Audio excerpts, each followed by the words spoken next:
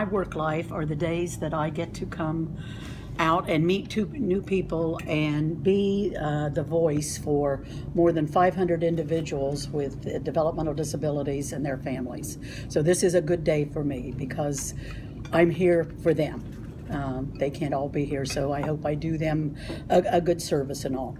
And you did see from the bio some of the things we're doing. I like to focus not in so much as the direct service, and this is the numbers, and this is who we're funded by and all those things, but by telling stories.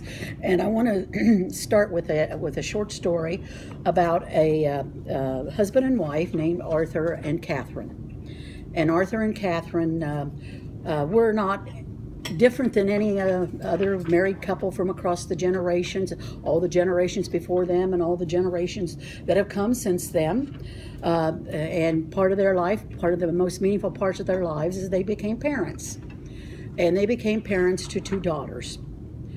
Their firstborn daughter could not speak, could not see, and could not hear.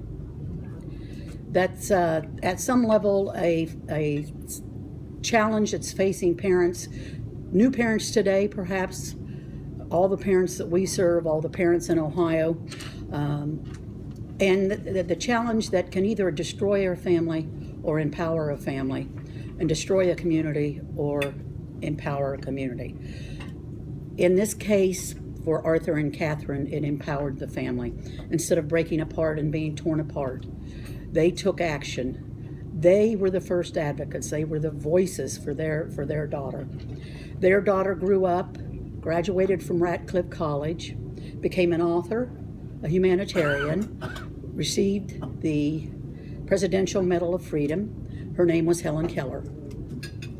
And we feel near and dear to Helen Keller because one of her quotes especially is, "Alone we can do so little, together we can do so much." And so that's why there is Partners for Community Living. There are two small nonprofit organizations, Choices and Resident Home.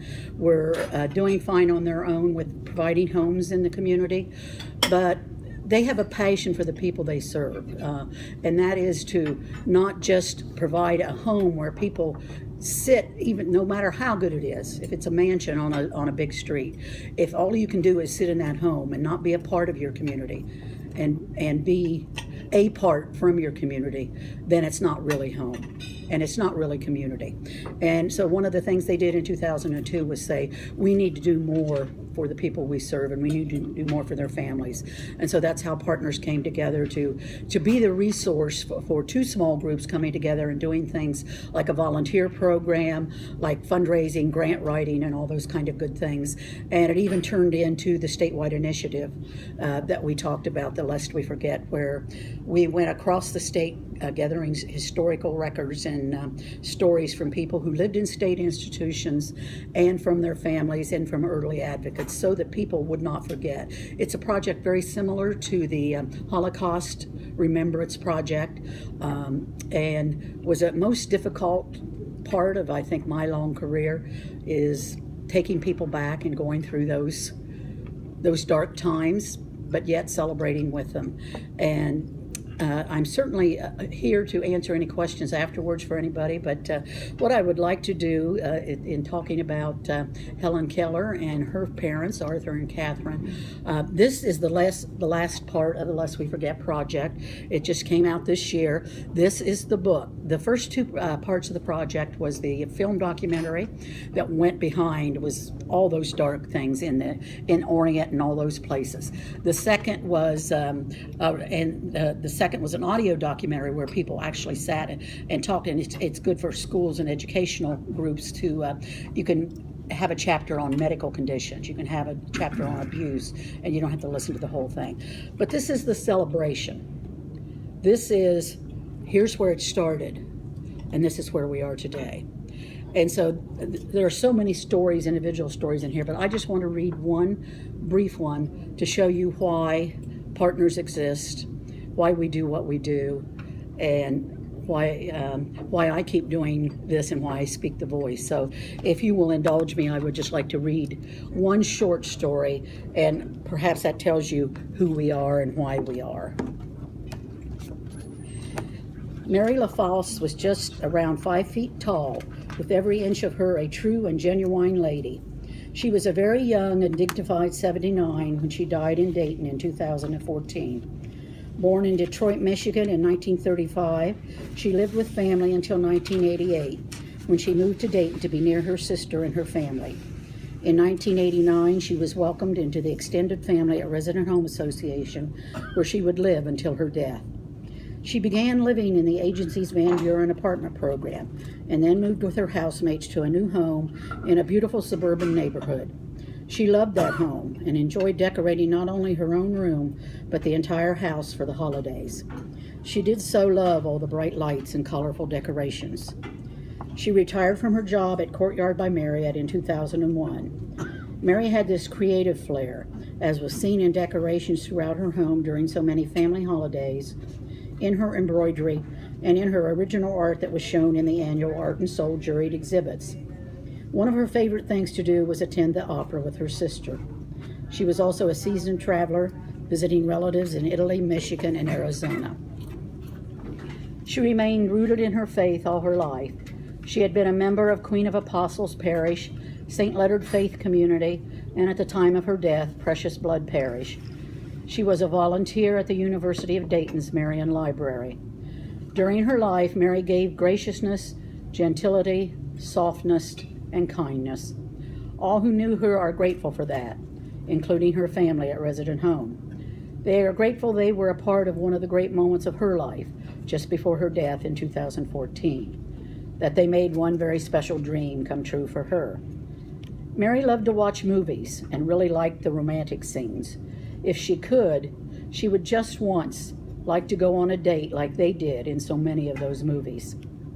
Amanda Wallace was serving as the day support supervisor for Resident Home, responsible for creating, planning, and implementing resident-driven classes based on the expressed interests and likes of the people she serves, including classes and opportunities for many of the seniors who have lived in the agency's homes for decades, many coming directly from the Orient State Institution. Amanda does her job with efficiency, responsiveness, and caring. Like so many who provide direct care support, she extends herself far beyond her written job responsibilities. One of Amanda's favorite things to do is to make dreams come true. When she heard about Mary's dream, that one about just once going on a date, she set about making it come true. Mary had met Steve, who lived in another of the Resident Home homes, during activities at the weekly senior group coordinated by Amanda. They soon became an item. The two of them would sit together every Wednesday and occasionally talk on the phone. They decided they would like to go on a date. In celebration of Valentine's Day, what would be the last Valentine's Day of Mary's life, Amanda made the arrangements for a romantic date for them. They went to Scene 75 for mini golf, and then to the nearby Olive Garden restaurant for a romantic dinner, sharing a chocolate dessert together, just as so many starry-eyed couples have shared special moments in those old romantic movies. Mary had confided in Amanda that she had hoped the date would end with a goodnight kiss, just like in her movies, for she had never been kissed. As the date ended and the gentlemanly Steve walked her back to her door, there would be that much anticipated and long-awaited kiss. One sweet kiss in a lifetime of watching other sweet kisses caught on film, and thinking how magical and how wonderful it must be to have that happen to you. How magical and wonderful it was that it happened just before this one precious life ebbed away, that it happened in time for her to have such a moment she had watched unfold so often in her old romantic movies. For one brief, fleeting moment, this most wonderful thing happened, and in that moment she knew what it was like to be a star in her own romantic movie. And we need all of you to make sure that everyone we serve is their own star, and we thank you for all your support.